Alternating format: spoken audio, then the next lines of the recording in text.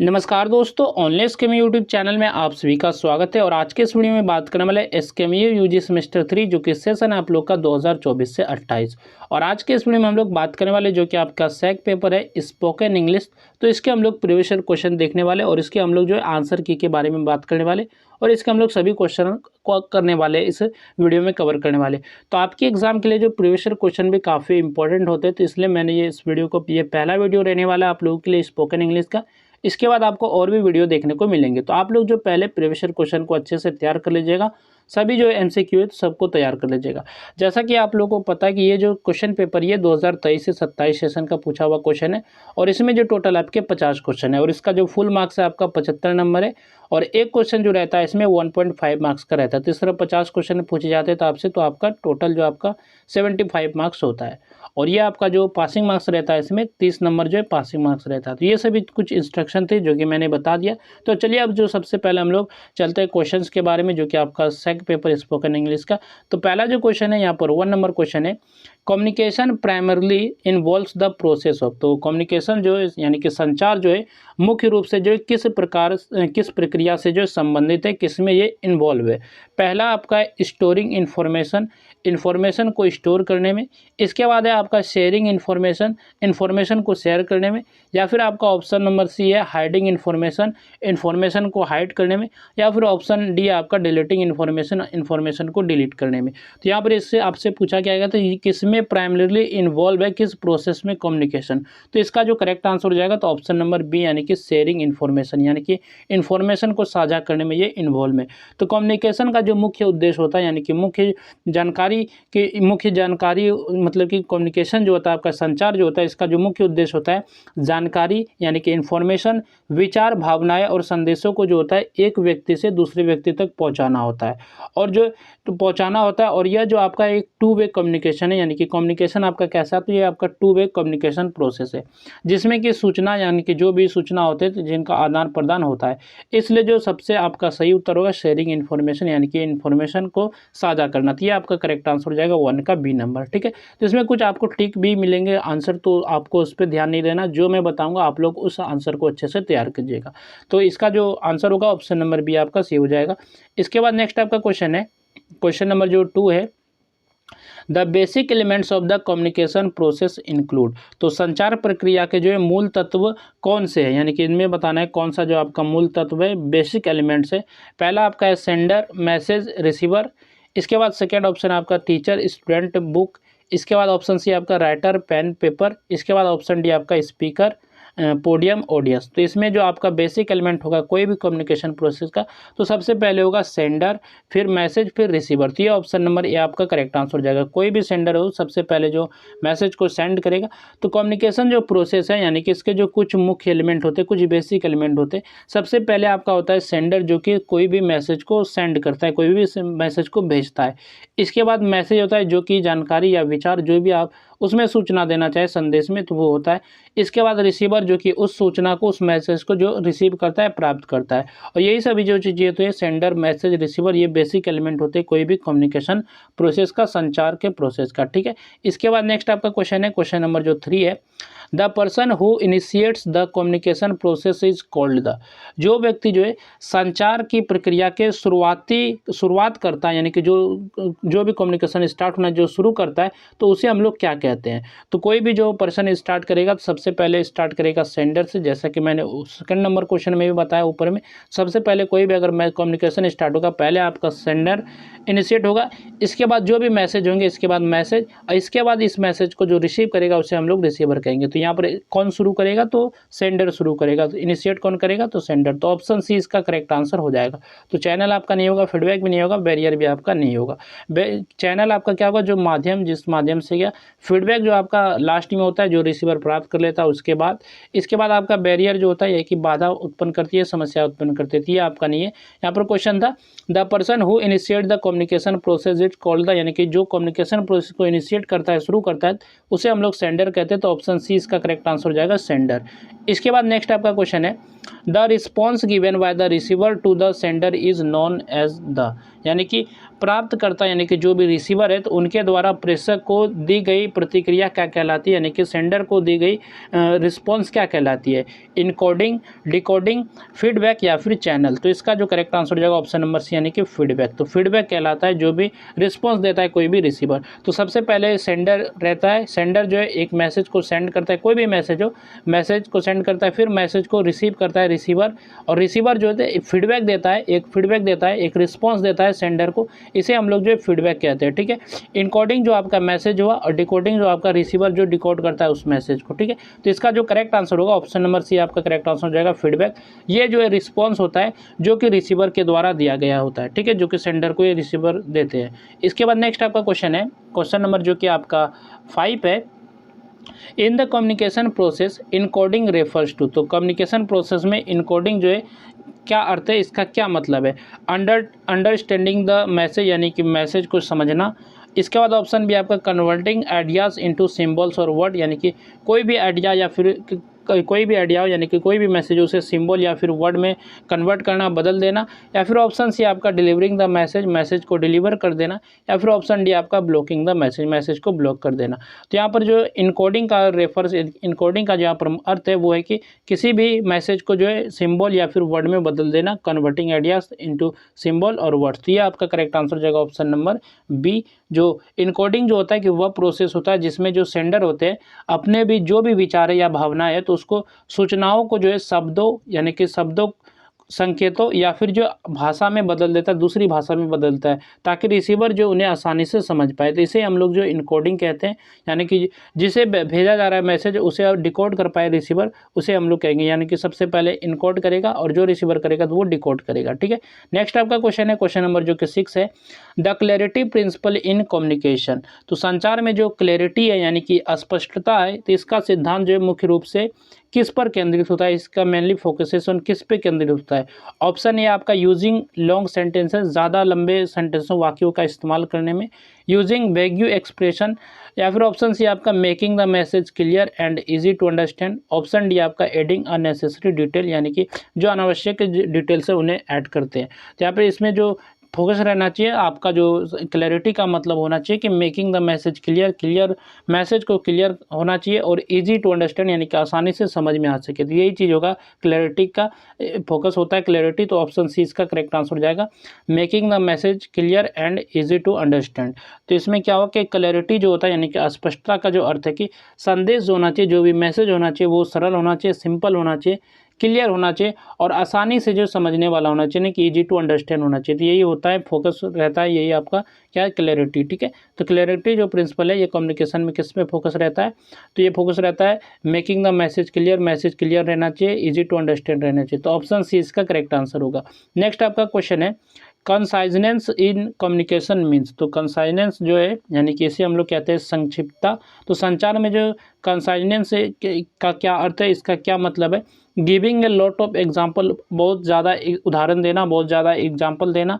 Option B आपका using fewer words without losing the main meaning, यानी कि कुछ वर्डों का इस्तेमाल करना जो कि आपका मेन मीनिंग है उसे बिना लूज किए, उसे बिना छोड़े हुए। ऑप्शन सी आपका स्पीकिंग वेरी फास्ट यानी कि तेज़ी से बोलना। ऑप्शन डी आपका इंक्लूडिंग इरेलेवेंट इन्फॉर्मेशन, यानी कि जो भी चीज़ें इरेलेवेंट इन्फॉर्मेशन को इंक्लूड करना, शामिल करना।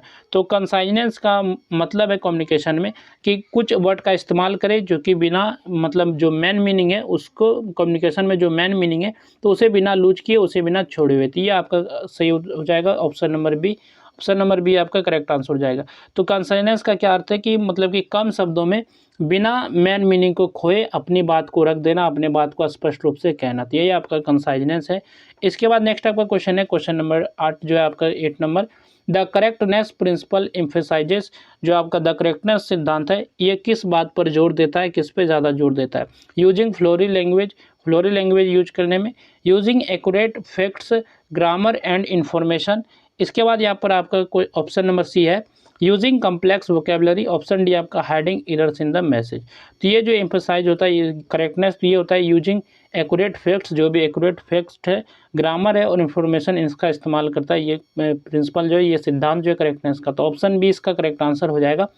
तो करेक्टनेस यानी कि शुद्धता का जो अर्थ है कि संदेश में जो है सही तथ्य रखे जाए, एक्यूरेट फैक्ट्स रखे जाए, सही व्याकरण का इस्तेमाल किया जाए, सही ग्रामर का, और जो भी जानकारी है तो उसका सही तरह से करेक्ट इन्फॉर्मेशन को रखा जाए। तो ये करेक्टनेस का प्रिंसिपल है, यानी कि सिद्धांत। तो ऑप्शन बी इसका करेक्ट आंसर होगा।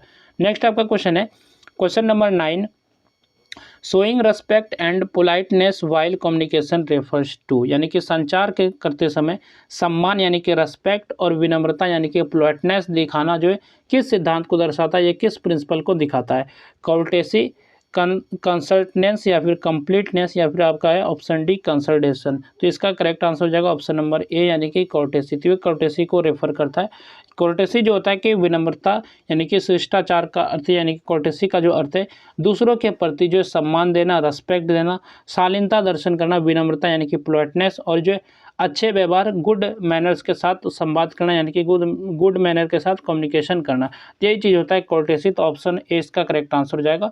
तो ये आपका करेक्ट आंसर हो जाएगा ऑप्शन नंबर ए। ठीक है, नेक्स्ट आपका क्वेश्चन है question number 10, which principle focuses on including all necessary facts and information for paper understanding. तो ये क्वेश्चन है कि उचित समझ के लिए सभी आवश्यक तथ्य, यानी कि उचित समझ के लिए अच्छे ढंग से समझने के लिए कौन से आवश्यक तथ्य और जानकारी शामिल करने पर कौन सा सिद्धांत जो है ज़्यादा जोर देता है, कौन सा प्रिंसिपल जो है ज़्यादा जोर देता है? तो इसका ऑप्शन नंबर ए आपका कंप्लीटनेस, ऑप्शन बी आपका कंसर्टनेस, ऑप्शन सी आपका कंसिडरेशन, ऑप्शन डी आपका क्लैरिटी। तो इसका करेक्ट आंसर हो जाएगा ऑप्शन नंबर ए, यानी कि कंप्लीटनेस। तो कंप्लीटनेस इसका सही आंसर हो जाएगा ऑप्शन नंबर ए। कंप्लीटनेस का जो अर्थ है कि संदेश में, यानी कि जो भी मैसेज में सभी आवश्यक तथ्य, नेसेसरी फैक्ट्स है और जानकारी और जो विवरण शामिल है, उसे जो रिसीवर को अतिरिक्त जानकारी की आवश्यकता ना पड़े, यानी कि जो जिन्हें मैसेज भेजा जा रहा है इनके अलावा कोई और जानकारी ना मिले। तो यही जो आपका कंप्लीटनेस है, यानी कि पूरे मैसेज को देख के रिसीवर जो है पूरे मैसेज को अच्छे से समझ जाए, यही आपका कंप्लीटनेस है। ठीक है, तो ऑप्शन ए इसका करेक्ट आंसर होगा। नेक्स्ट आपका क्वेश्चन है क्वेश्चन नंबर जो कि 11 है, which of the following is an example of A technical barrier. तो कौन सा जो है उदाहरण है टेक्निकल बैरियर का? मतलब कि निम्नलिखित में से जो है आपका कौन सा टेक्निकल बैरियर यानी कि तकनीकी बाधा का उदाहरण है? कोई भी कम्युनिकेशन में कौन सा जो है टेक्निकल बैरियर उत्पन्न कर रहा है? तो ऑप्शन ए आपका डिफरेंस इन कल्चरल बिलीफ्स में डिफरेंस, अंतर होना, पुअर नेटवर्क कनेक्शन यानी कि नेटवर्क का जो पुअर कनेक्शन, खराब इंटरनेट कनेक्शन, या फिर फियर ऑफ जजमेंट, इसके बाद आपका यूज़ ऑफ डिफ़िकल्ट वोकेबलरी। तो इसका जो करेक्ट आंसर हो जाएगा तो ऑप्शन नंबर बी आपका करेक्ट आंसर हो जाएगा, पुअर नेटवर्क कनेक्शन। तो ये आपका जो एक टेक्निकल बैरियर है, तो ऑप्शन बी इसका करेक्ट आंसर होगा। नेक्स्ट आपका क्वेश्चन है, language barriers occur mainly due to. तो लैंग्वेज जो बैरियर है, यानी कि जो भाषा संबंधी बाधा मुख्य रूप से किस कारण से होती है? ये जो किस कारण से होती है? लैक ऑफ इंटरेस्ट की कमी के कारण, इमोशनल इंस्टेबिलिटी, या फिर ऑप्शन सी आपका यूज ऑफ अनफेमिलियर वर्ड्स और डिफरेंट लैंग्वेजेस, ऑप्शन डी आपका फिजिकल डिस्टेंस। तो इसका जो करेक्ट आंसर हो जाएगा तो ऑप्शन नंबर सी आपका करेक्ट आंसर हो जाएगा, यूज ऑफ अनफेमिलियर वर्ड्स और डिफरेंट लैंग्वेज। अगर आप जो अलग अलग भाषा में कम्युनिकेशन करेंगे तो उनको समझ में नहीं आएगा, तो ये जो इसी के कारण जो लैंग्वेज बैरियर उत्पन्न होता है, लैंग्वेज की बाधा, भाषा बाधा उत्पन्न हो जाते हैं कम्युनिकेशन में। तो ऑप्शन सी इसका करेक्ट आंसर हो जाएगा। तो लैंग्वेज बैरियर जो तब उत्पन्न होगा जब जो संचार में जो अपरिचित शब्द, यानी कि अगर आप कुछ वर्ड को नहीं जान रहे, कठिन शब्दावली, जो हार्ड वोकेबलरी होगी, डिफिकल्ट होगी, या फिर अलग अलग भाषाओं का इस्तेमाल होगा कम्युनिकेशन में, तब ये उत्पन्न करती है, ये लैंग्वेज बैरियर आता है। ठीक है, तो ऑप्शन सी इसका करेक्ट आंसर होगा। नेक्स्ट आपका क्वेश्चन है क्वेश्चन नंबर जो कि 13 है। ठीक है, which of the following is a psychological barrier to communication. तो निम्नलिखित में से जो है कौन सी जो है कम्युनिकेशन की साइकोलॉजिकल बैरियर है, मनोवैज्ञानिक बाधा है? तो ऑप्शन ए आपका है नॉइज इन द इन्वायरमेंट। तो ये आपका नॉइज, इन्वायरमेंट में नॉइज करना, तो ये आपका साइकोलॉजिकल नहीं है। फॉल्टी इंटरनेट कनेक्शन में फॉल्ट होना, ये भी आपका नहीं है, तो ये आपका एक टेक्निकल बैरियर हो सकता है। और नॉइज इन्वायरमेंट ये आपका फिजिकल बैरियर होगा। इसके बाद यहाँ पर है स्ट्रेस, फेयर और लो कॉन्फिडेंस, तो ये आपका जो एक साइकोलॉजिकल बैरियर है। ठीक है, तो ऑप्शन सी इसका क्या होगा? ऑप्शन सी आपका करेक्ट आंसर हो जाएगा, स्ट्रेस, फेयर और लो कॉन्फिडेंस।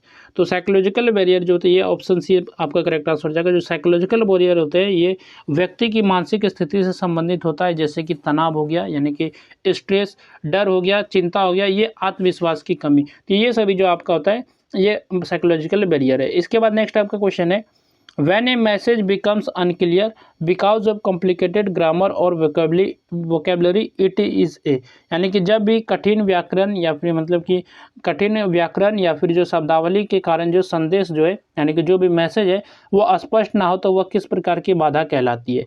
तो ये यानी कि इस प्रकार के कौन सा बैरियर कहते हैं, इस तरह के प्रॉब्लम आते हैं। Technical barrier, language barrier, psychological barrier या फिर सोशल बैरियर। तो इसे हम लोग कहते हैं लैंग्वेज बैरियर, यानी कि लैंग्वेज की कमी। तो ऑप्शन बी इसका करेक्ट आंसर हो जाएगा, लैंग्वेज बैरियर आपका करेक्ट आंसर हो जाएगा।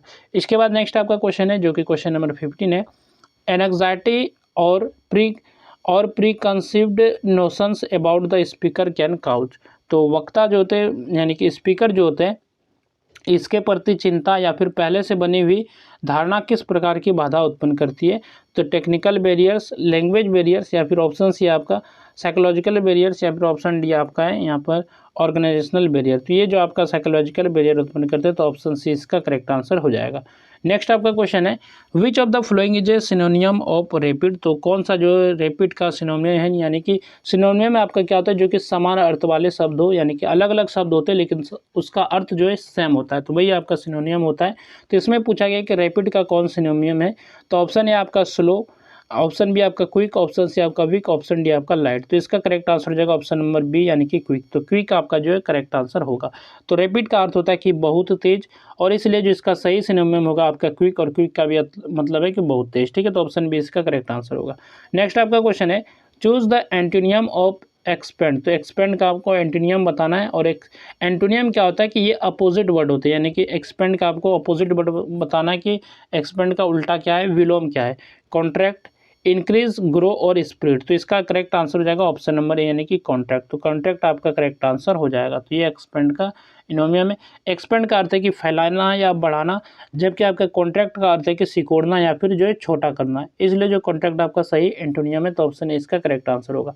नेक्स्ट आपका क्वेश्चन है, the word happiness is found from the root word happy by adding which suffix. तो ये जो हैप्पीनेस वर्ड है ये जो हैप्पी वर्ड से बनाया गया है, लेकिन इसमें कौन सा सफिक्स को ऐड करके बनाया गया है। तो इसका जो करेक्ट आंसर होगा कौन सा हो जाएगा, तो ऑप्शन नंबर बी आपका करेक्ट आंसर हो जाएगा, नेस, यानी कि ये इस सफिक्स का इस्तेमाल करके इसे जो हैप्पीनेस बनाया गया है। तो अगर आप फुल को जोड़ेंगे तो ये होगा नहीं, आप TION को जोड़ेंगे नहीं होगा, और ER को भी नहीं जोड़ होगा तो नहीं होगा। ठीक है, हैप्पी में अगर आप इसको जोड़ देंगे नेस को, तो ये आपका हैप्पीनेस हो जाएगा। तो ये इसका सही उत्तर हो जाएगा ऑप्शन नंबर बी। ठीक है, नेक्स्ट आपका क्वेश्चन है, क्वेश्चन नंबर जो 19 है, what is the meaning of the idiom once in a blue moon. तो once in a blue moon जो है इसका इडियम यानी कि ये मुहावरे का क्या अर्थ है, इसके बारे में आपको बताना है। Very frequently, very rarely, at midnight, without planning. तो इसका करेक्ट आंसर हो जाएगा ऑप्शन नंबर बी यानी कि वेरी रेयरली। तो वेरी रेयरली यानी कि तो वंस इन, ये आपका जो इडियम है once in a blue moon, तो once in a blue moon का अर्थ होता है कि बहुत कम या फिर बहुत ही दुर्लभ अवसर पर, यानी कि ये वेरी रेयरली। तो ये आपका करेक्ट आंसर होगा ऑप्शन नंबर बी। ठीक है, नेक्स्ट आपका क्वेश्चन है, क्वेश्चन नंबर जो कि 20 है, choose the correct phrasal verb. Phrasal verb आपको करेक्ट करना है जो कि आपका सही है। तो to cancel an event means to. तो टू कैंसल एन इवेंट यानी कि सही आपको फ्रेजल वर्ब सेलेक्ट करना है। तो यहाँ पर क्या फील होगा ब्लैंक में, तो यहाँ put off, call off, take off या फिर टर्न ऑफ। तो इसका जो करेक्ट आंसर होगा तो इसका करेक्ट आंसर हो जाएगा ऑप्शन नंबर बी यानी कि कॉल ऑफ। तो to cancel an event means to call off, यानी कि कॉल ऑफ का अर्थ है कि किसी भी कार्यक्रम या फिर किसी भी इवेंट को जो रद्द करना, कैंसिल करना। तो कॉल ऑफ आपका करेक्ट आंसर होगा। नेक्स्ट आपका क्वेश्चन है, which of the following is a सिनोनियम of begin. तो बिगिन का जो कौन सा सिनोनियम है, यानी कि समान अर्थ देने वाले अलग वर्ड होंगे लेकिन अर्थ जो है दोनों का सेम होना चाहिए। तो इसका जो करेक्ट जो आंसर होगा, इसका करेक्ट आंसर हो जाएगा स्टार्ट, यानी कि शुरू करना। तो बिगिन का मतलब भी शुरू और स्टार्ट का भी मतलब शुरू, तो ये इसका करेक्ट सिनोनियम हो जाएगा। इसके बाद नेक्स्ट जो आपका क्वेश्चन है, क्वेश्चन नंबर जो आपका 22 है, choose the antonym of brave. Brave का आपको एंटोनियम बताना है, ब्रेव का आपको अपोजिट वर्ड बताना है, विलोम शब्द बताना है। ब्रेव, बोल्ड, फियरलेस, और ऑप्शन सी आपका कॉवर्डली, और ऑप्शन डी आपका डेयरिंग। तो इसका जो करेक्ट आंसर हो जाएगा तो ऑप्शन नंबर सी आपका करेक्ट आंसर हो जाएगा, कॉवर्डली। कॉवर्डली जो है आपका यहाँ पर वर्ड है आपका क्या, ब्रेव। तो ब्रेव का जो एंटोनियम है इसका अपोजिट है। तो ब्रेव का अर्थ होता है कि बहादुर, जबकि जो आपका क्वाडली का अर्थ होता है डरपोक होता है। ठीक है, तो ये ऑप्शन नंबर सी इसका करेक्ट आंसर होगा। नेक्स्ट आपका क्वेश्चन है, the word unfriendly is found by adding which prefix to friendly. तो अनफ्रेंडली जो वर्ड फॉर्म किया गया है फ्रेंडली से, तो इसमें कौन सा प्रीफिक्स को ऐड किया जाता है। और प्रीफिक्स जो होता है कि वर्ड के पहले लगते हैं, शुरू में लगते हैं, फिर जो आपका जैसे कि ये कोई वर्ड है तो इसके पहले लगेगा।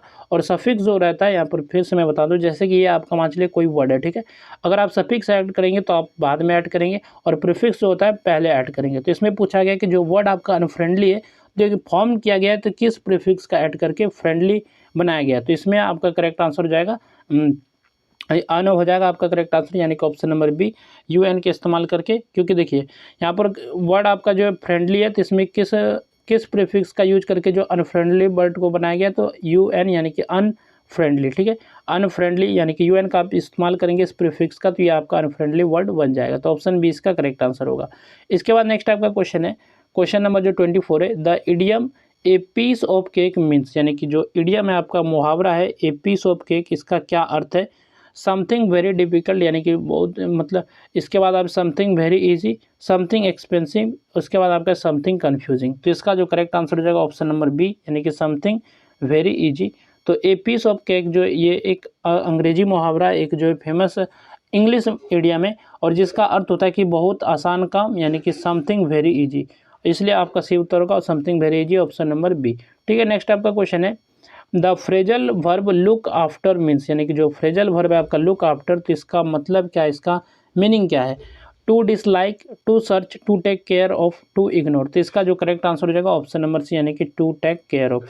यानी कि लुक आफ्टर का अर्थ होता है कि किसी व्यक्ति या वस्तु या जानवर की देखभाल करना, टू टेक केयर ऑफ। तो ऑप्शन सी इसका करेक्ट आंसर होगा।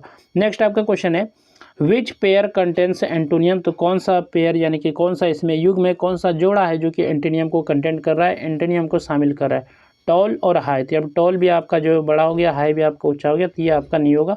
स्ट्रॉन्ग और पावरफुल, तो ये भी आपका एंटोनियम को नहीं बता। एंटोनियम मतलब क्या, अपोजिट वर्ड एक दूसरे के अपोजिट हो, या जैसे यहाँ पर हॉट कोल्ड यानी कि गर्म और ठंडा, तो ये आपका एंटोनियम हो जाएगा। तो ऑप्शन सी इसका करेक्ट आंसर है। बिगिन और स्टार्ट दोनों आपका सिमिलर है, तो ये नहीं होगा। तो ऑप्शन सी इसका करेक्ट आंसर हो जाएगा हॉट और कोल्ड। तो हॉट और कोल्ड यानी कि इसके अपोजिट है, हॉट के अपोजिट कोल्ड और कोल्ड के अपोजिट हॉट। तो ऑप्शन सी इसका करेक्ट आंसर होगा।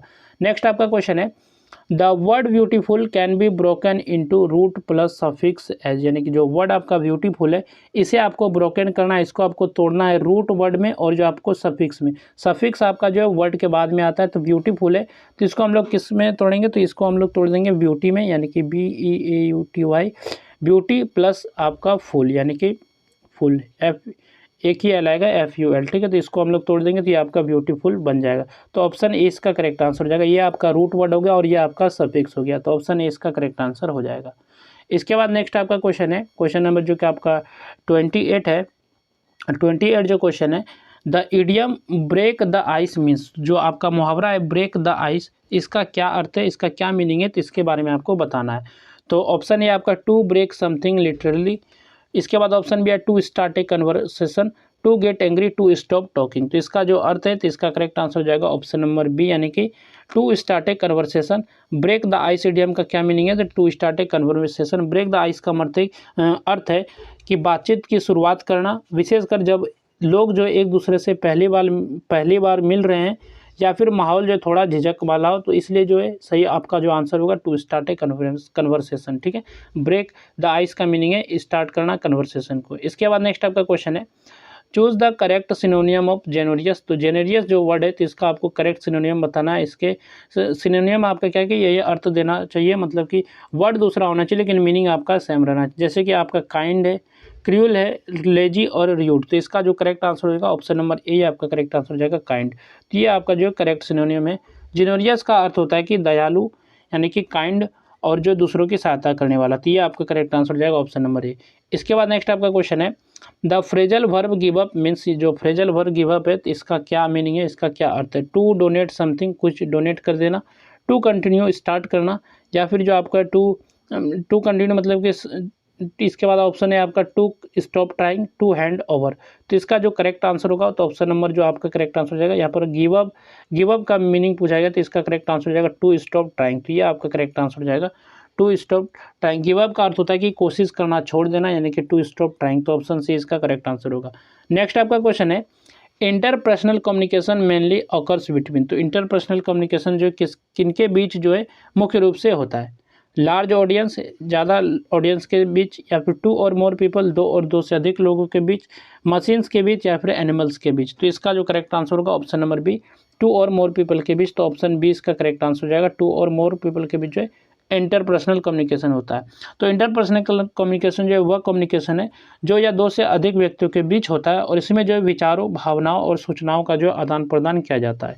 इसके बाद नेक्स्ट आपका क्वेश्चन है, which of the following is essential in interpersonal communication. तो कौन सा जो इंटरपर्सनल कम्युनिकेशन में इसेंशियल है, मुख्य रूप से आवश्यक है, इसमें होना चाहिए। नॉइज होना चाहिए इंटरपर्सनल कम्युनिकेशन में। नॉइज मतलब क्या, आपका शोर, तो ये आपका ज़रूरी नहीं है।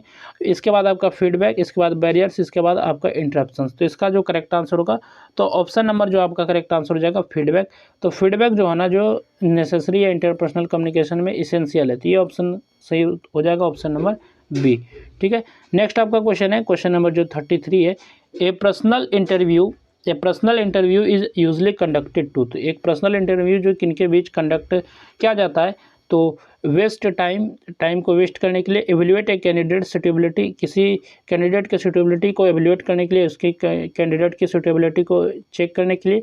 इसके बाद ऑप्शन सी आपका इंटरटेन द इंटरव्यूअर्स, इंटरव्यूअर्स को इंटरटेन करने के लिए। ऑप्शन डी आपका क्रिएट कन्फ्यूजन, या फिर कन्फ्यूजन बनाने के लिए। तो एक पर्सनल इंटरव्यू जो यूजुअली कंडक्ट किया जाता है, एवेल्युएट ए कैंडिडेट सुटेबिलिटी। तो ऑप्शन बी इसका करेक्ट आंसर हो जाएगा। तो पर्सनल इंटरव्यू का जो ऑब्जेक्टिव होता है, वो उम्मीदवार के जो ज्ञान, व्यक्तित्व और कौशल, आत्मविश्वास तथा नौकरी के लिए उसकी उपयोगिता यानी कि सुटेबिलिटी का मूल्यांकन करना होता है, उसको एवेल्युएट करना होता है। तो ऑप्शन बी इसका करेक्ट आंसर होगा। इसके बाद नेक्स्ट आपका क्वेश्चन है, which of the flowing should be avoided in A personal interview. तो पर्सनल इंटरव्यू में निम्नलिखित में से किससे बचना चाहिए, किसे हम लोग अवॉइड कर देना चाहिए। आई कॉन्टैक्ट को, पोलाइट बिहेवियर को, क्लियर आंसर्स को। इसके बाद ऑप्शन डी आपका एग्जैगरेशन एंड लाइंग को। तो इसका करेक्ट आंसर हो जाएगा इसे, यानी कि एग्जैगरेशन एंड लाइंग को इससे अवॉइड करना चाहिए। तो ये आपका क्या होता है, इंटरव्यू के दौरान अगर आप झूठ बोलते हैं और बढ़ा चढ़ाकर जो बातें करते हैं, इसे हम लोग जो एग्रेशन कहते हैं, और लाइंग तो आपका झूठ बोलना हो गया। तो ये सभी चीज़ें आपको नहीं करना चाहिए पर्सनल इंटरव्यू में। तो ऑप्शन डी इसका करेक्ट आंसर हो जाएगा।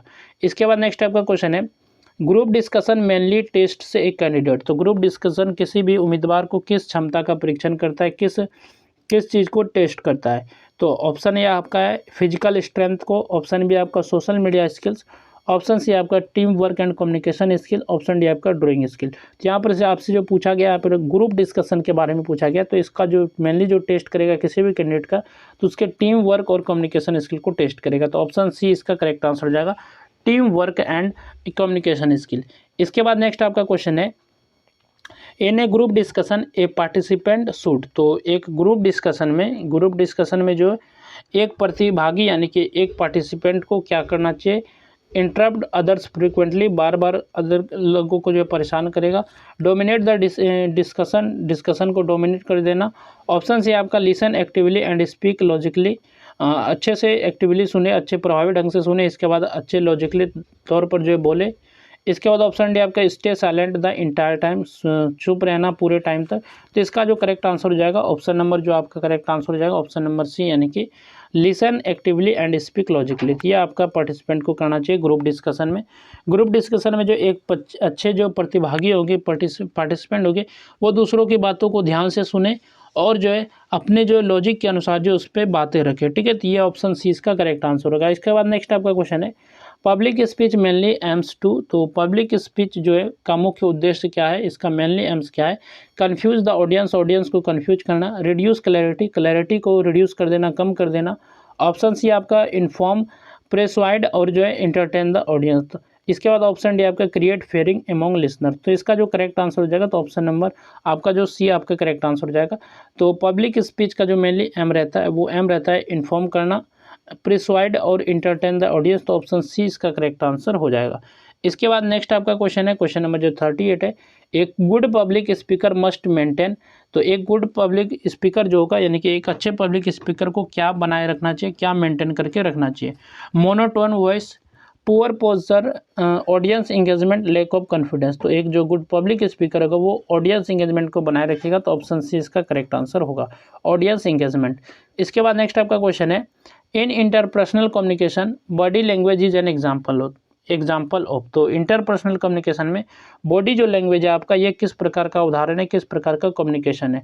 Verbal communication, non verbal communication, written communication, या फिर ऑप्शन डी आपका टेक्निकल कम्युनिकेशन। तो ये आपका करेक्ट जो आंसर होगा, तो ऑप्शन नंबर बी आपका करेक्ट आंसर हो जाएगा, नॉन वर्बल कम्युनिकेशन।